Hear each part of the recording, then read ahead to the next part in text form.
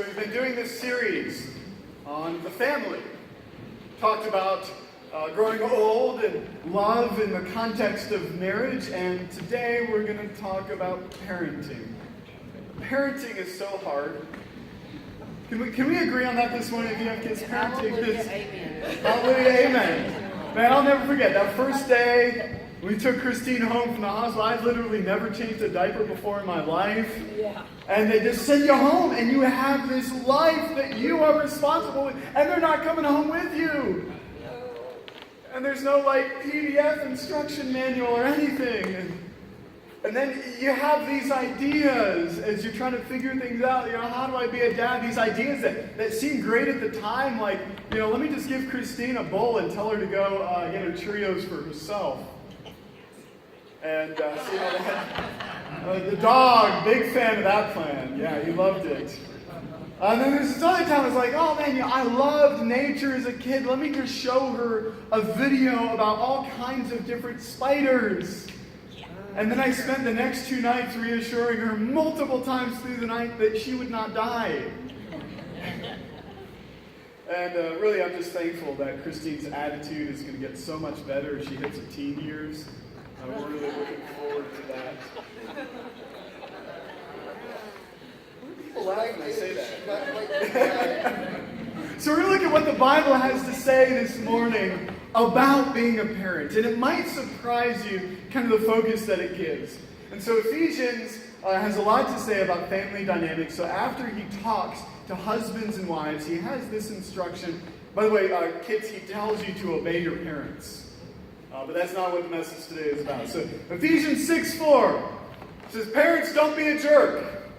Fathers, do not exasperate your children.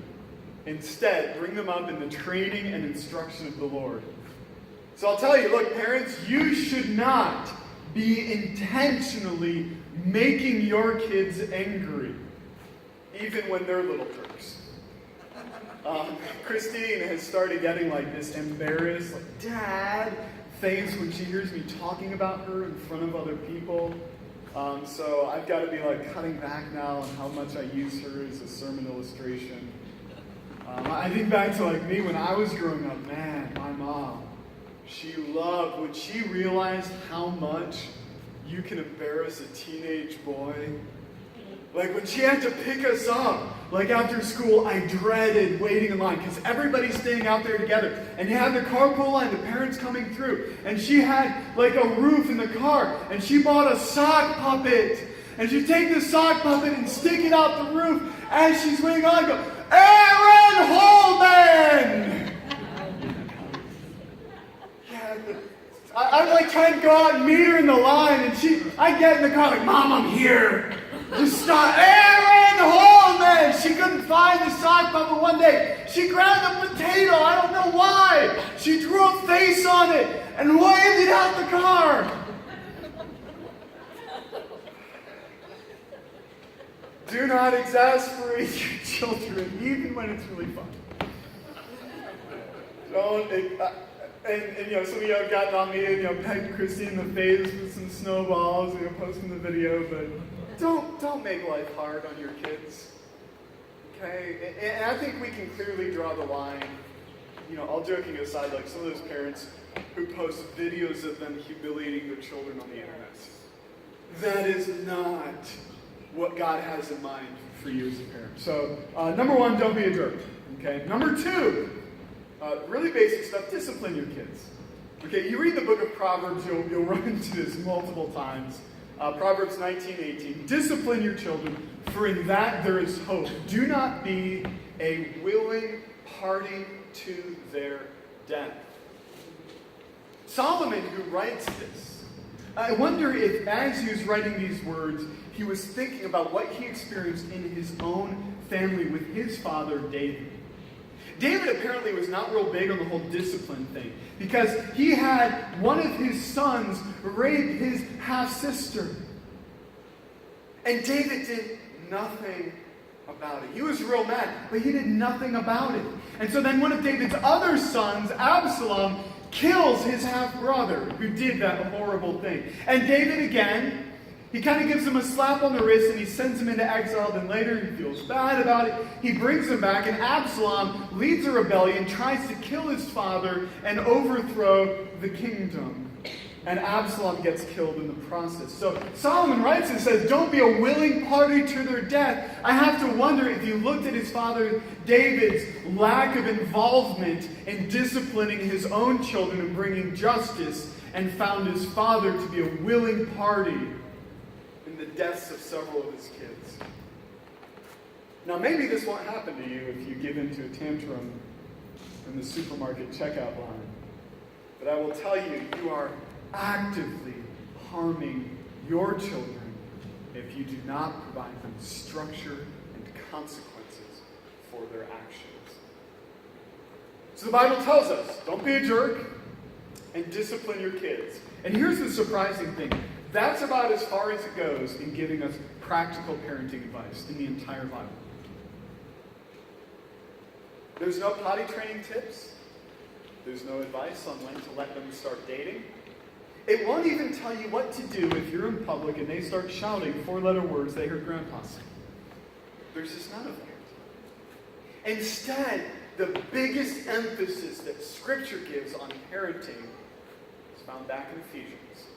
Bring them up in the training and instruction of the Lord. If you go to the book of Deuteronomy in the Old Testament, you have what's called the Shema, the centerpiece of, to this day, Jewish religious services. They'll recite this out loud twice a day.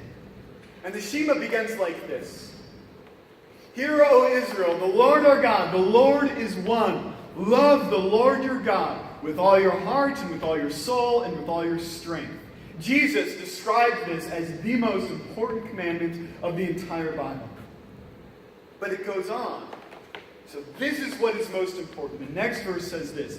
These commandments that I give you today are to be on your hearts. Impress them on your children. Talk about them when you sit at home and when you walk along the road, when you lie down and when you get up. Tie them as symbols on your hands and bind them on your foreheads. Write them on the door frames of your houses and on your gates. Now, the Jewish people, of course, they took this very literally. So they would actually take little copies of this verse. They would write it down, they would put it in a little box and tie it on their forehead. You go in Israel and you will find this verse written on the door frames of their houses on little tiles. But that's not exactly what God had in mind. He says, take what is most important and teach it to your kids. Now, your kids are going to pick up on all kinds of stuff that they see you doing, whether you like it or not. Isn't that like the worst moment when you see your kid reflect something back to you? And like you want to be mad at them, but then you realize they're basically quoting you? Or you find yourself saying the words that your parents told you that you swore that you would never say? Your kids, they're like sponges. And like we notice this, like Sarah and I have been like a little bit more conscious, about what we've been eating. And so Christine at the dinner table will start saying stuff like, yeah, Dad, that has a lot of calories, huh? Or you're like, Dad, I want some yogurt. It's got some protein in it. Like, you're 4. Just go eat some zebra cakes. You need it. Mitchell has already been showing an interest in lifting weights. Or at least trying to eat them. I mean, he goes over and grabs them and... But I want to pass on to them what is most important. I mean, I don't want my kids to observe me their whole lives and reach adulthood and not be living and breathing the love of God. And so he tells them, let me just rephrase that verse for you in modern terms, all right? Talk to your kids about your faith when you watch TV and when you go shopping, when you drive them to school and when you pick them up after. Keep my commands as close as your cell phone. Make them your cover photo. Put them on your home screen. And it's not just talking to your kids about your faith either. I mean, what good does it do to tell your children to love God and obey Him if they do not observe you doing the same?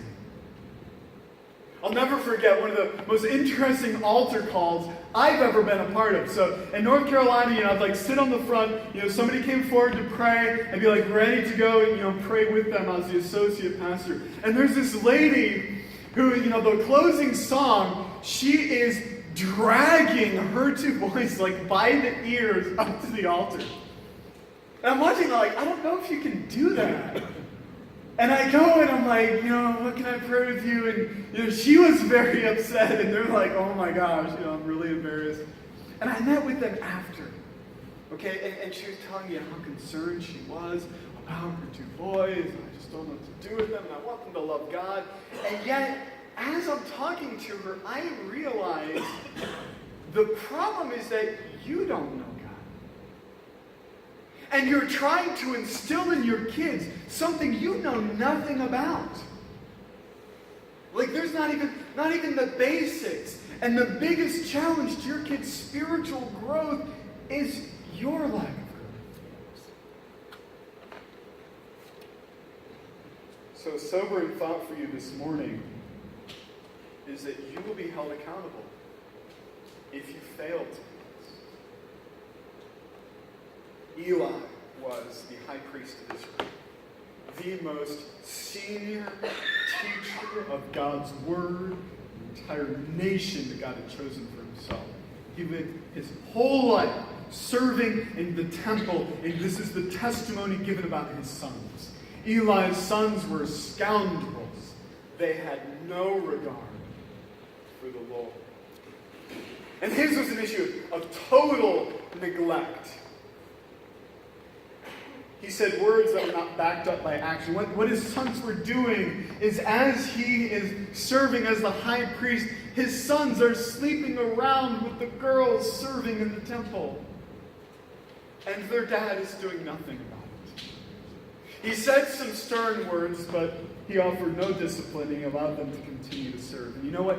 Eli had to answer to God for his failure as a parent.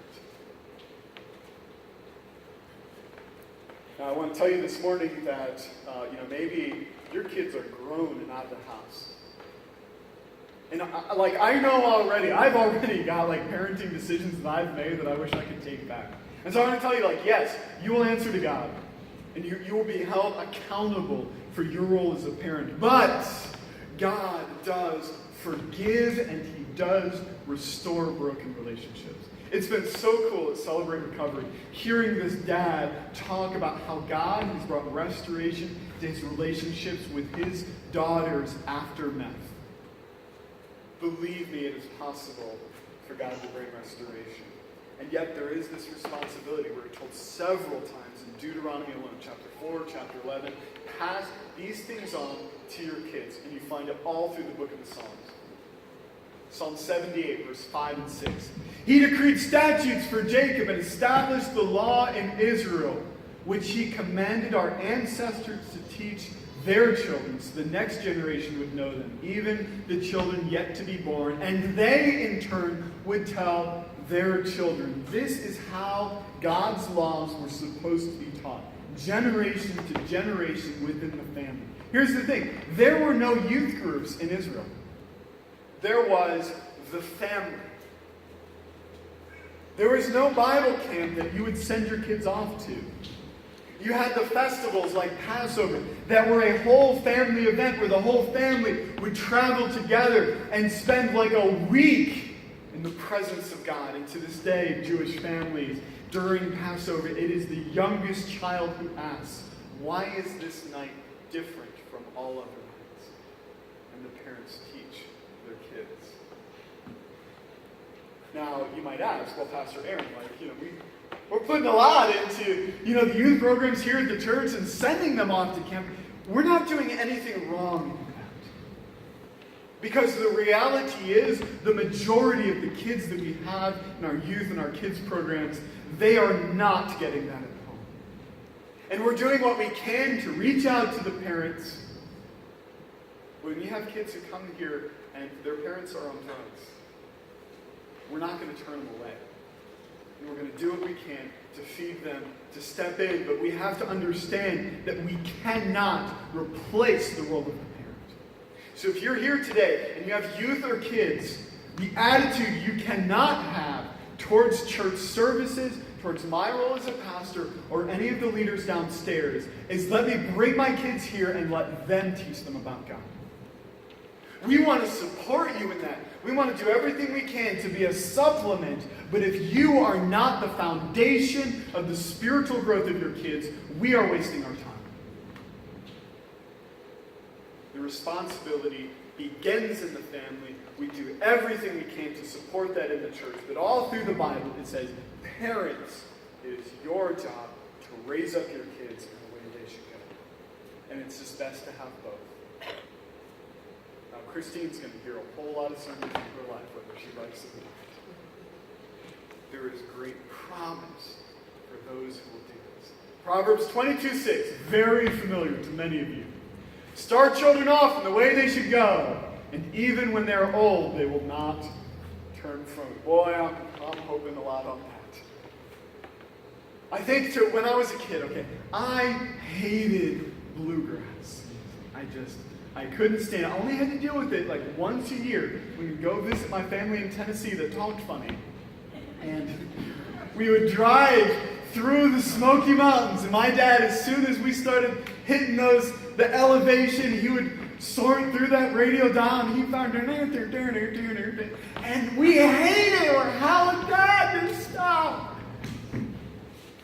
And he had secret dreams of beginning a family bluegrass band, and we were having none of those.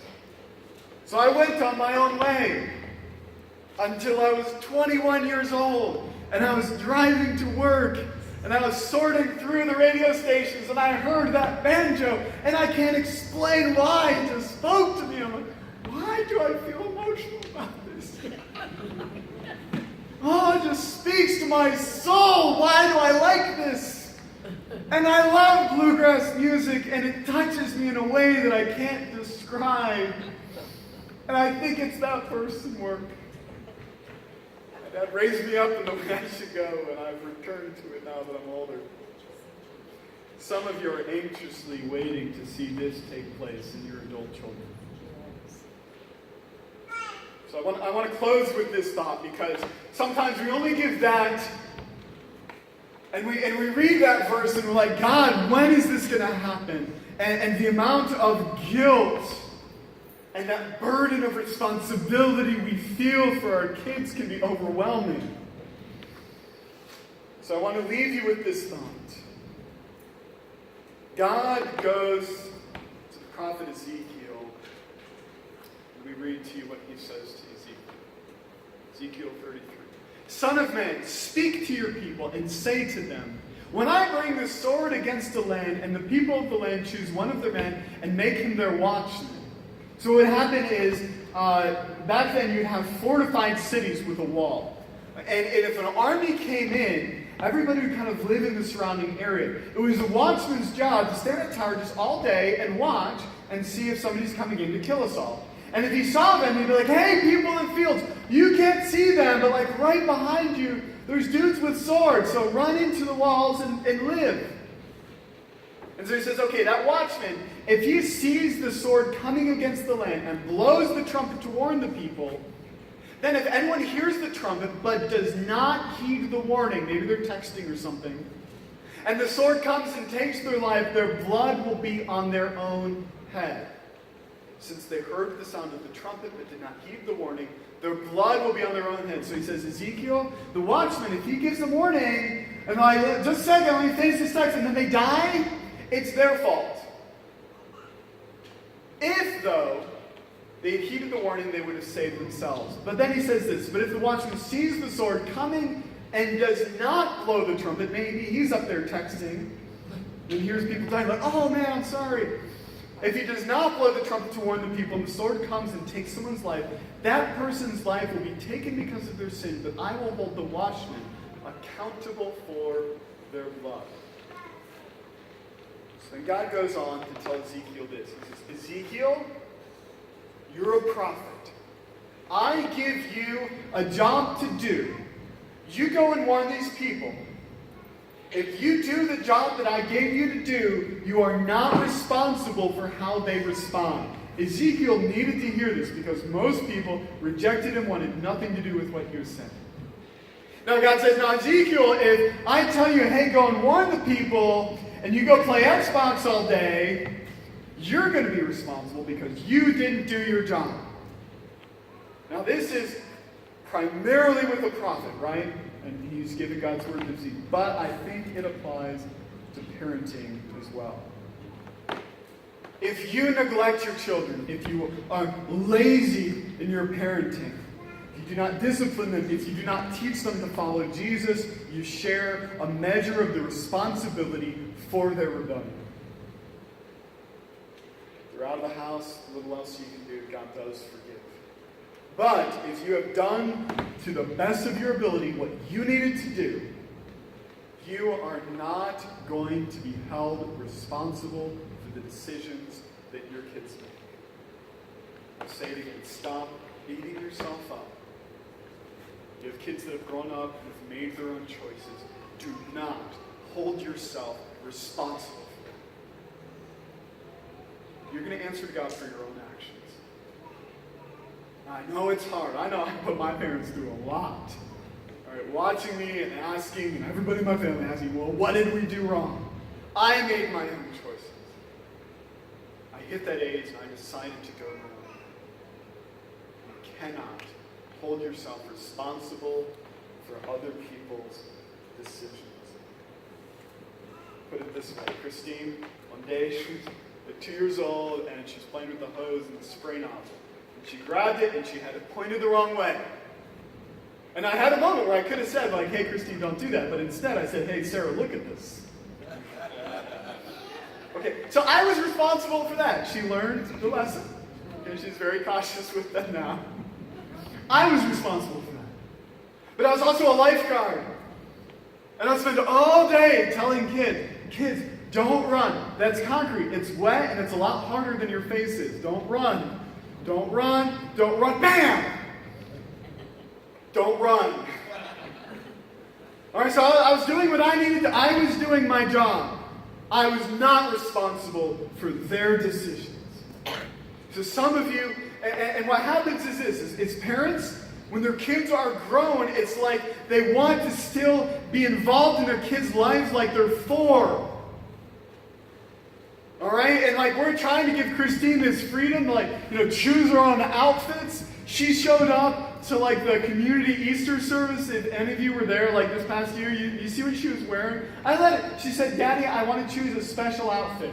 I was like, you want to honor God like that? Go ahead. She had like bright red pants, Darth Vader t-shirt, red sparkly Mickey Mouse ears, and a red feather boa. That was her special outfit. I'm just trying to have, give her that freedom because she wanted to honor God like that, all right? But you have to understand, especially with your adult kids, I think sometimes we want to go back and fix things. And sometimes parents are like, I just want to bend them over my knee.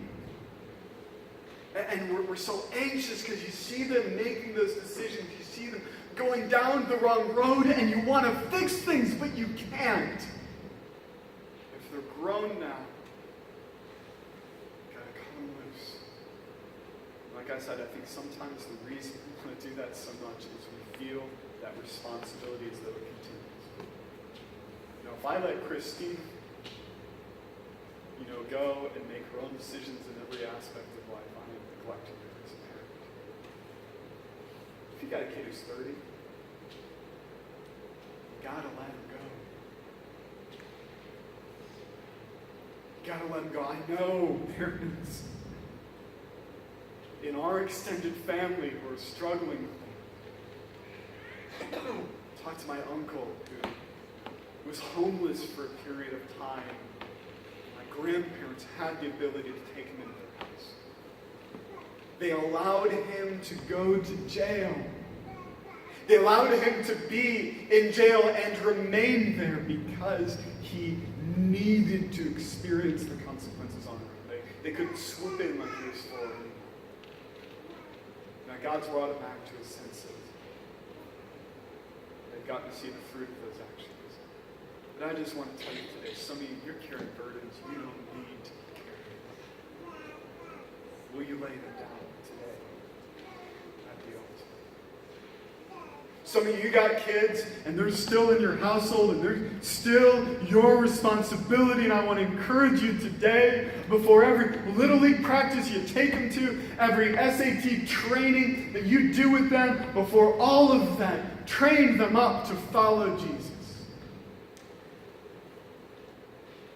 Most of all, your kids belong to God. Let's pray. God, I just lift up to you right now those parents, myself included. And sometimes, God, if we're honest, we'll say, I have no idea what I'm doing. Even if I've had a kid go through this before, they're all so precious before you. And we see the value of their lives, and we feel like a surgeon without proper training. So God, give us the wisdom that we need.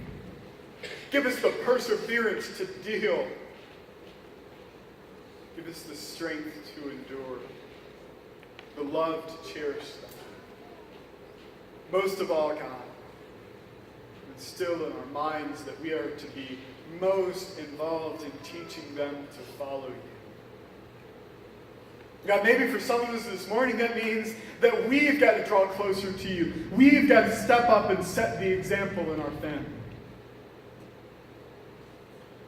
But others this morning, we need to let some things go. We need to be comforted by the thought that we're going to answer to you for our actions and our actions alone. We need to surrender our adult children over to your care. You are God and we are not. I pray that whether there are 3 or 30, that you give us the joy of seeing our children walk